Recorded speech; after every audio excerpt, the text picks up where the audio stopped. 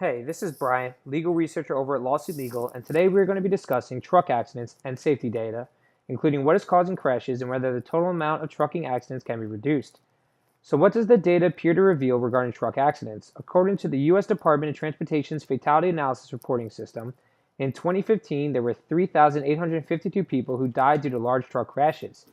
2015 saw 11% of all motor vehicle crash deaths occurring due to large truck involved crashes.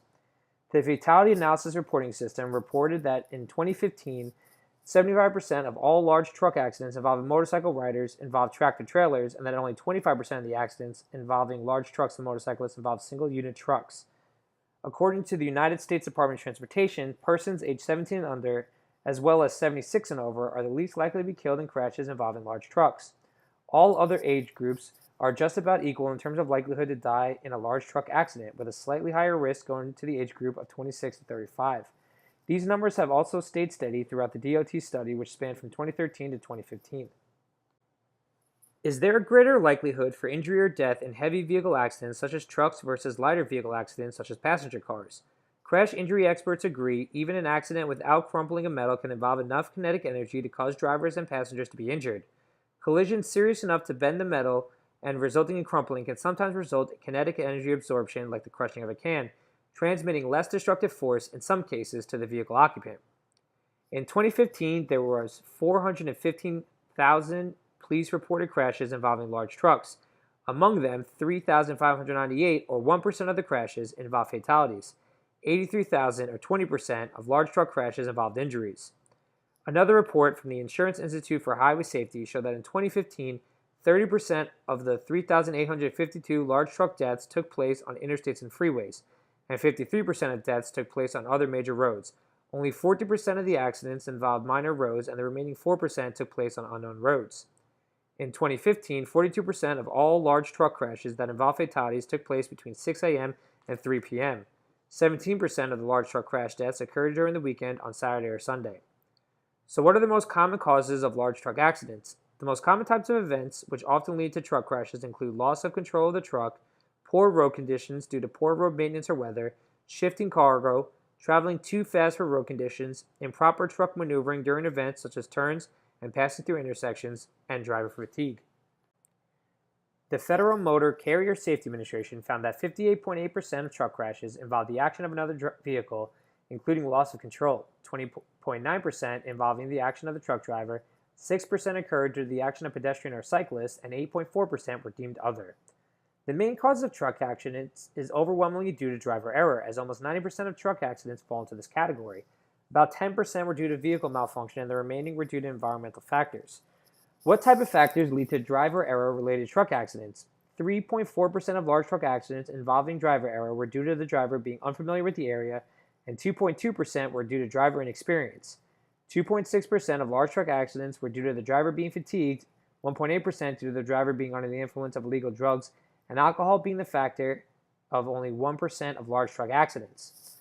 Driver fatigue for truck drivers can lead to the following: falling asleep, being inattentive, misjudging gaps, ignoring the signs of impending dangers, panicking or freezing up, and under or overreactive reactions to a situation.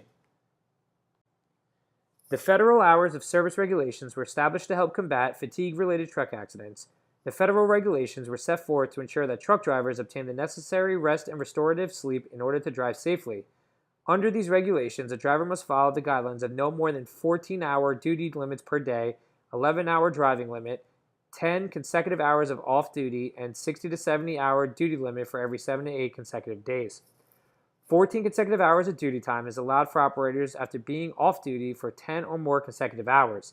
After every 14 consecutive hour duty period, on the job time, not drive time, the driver is restricted to 11 total hours of drive time.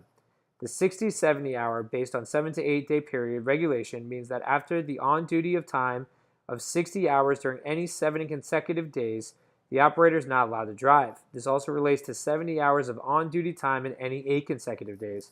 The driver restarts allows a restart of the driver's 60 or 70-hour clock calculation after at least 34 consecutive hours of off-duty, including 2 full nights of rest. A rising concern among truck drivers involves sleeping disorders. 28% of commercial driver's license holders suffer from sleep apnea, and as many as 1,250 fatal truck wrecks in 2005 may have been caused by driver fatigue that was related to a sleep disorder and or sleep apnea. According to the National Sleep Foundation's 2012 Sleep in America poll, as many as 40% of truck drivers have reported not getting a regular good night's sleep. 22% admitted to having driven drowsy at some point during the last month, and 16% of truck drivers reported that they had been involved in incidents at work caused by sleepiness, including 2% having an accident and 14.7% reporting having a near-miss incident. Another study titled Sleepiness and Sleep Disordered Breathing in Truck Drivers found that 20% of truck drivers had excessive daytime sleepiness, or EDS, and 29% had high risk of obstructive sleep apnea syndrome, or OSAS. 36.6% of drivers were involved in near-miss accidents. 42.5% of those were sleep-related incidents. What is sleep apnea? Sleep apnea is a breathing-related sleep disorder that causes brief interruptions of breathing during sleep. These pauses in breathing can last at least 10 seconds or more and can occur up to 400 times a night. Sleep apnea affects your daytime alertness and performance, and if left untreated, sleep apnea may make it difficult to stay awake and focus your eyes, and can also reduce your ability to react quickly.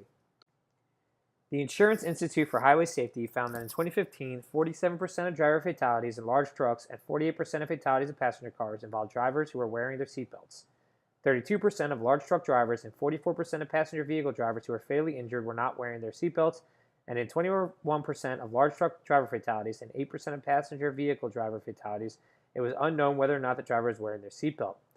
The top injuries amongst motor vehicle accident survivors include back and neck injuries, broken bones, head injuries, internal injuries, lacerations, rib and torso injuries, seatbelt injuries, spinal cord injuries and paralysis, and wrongful death.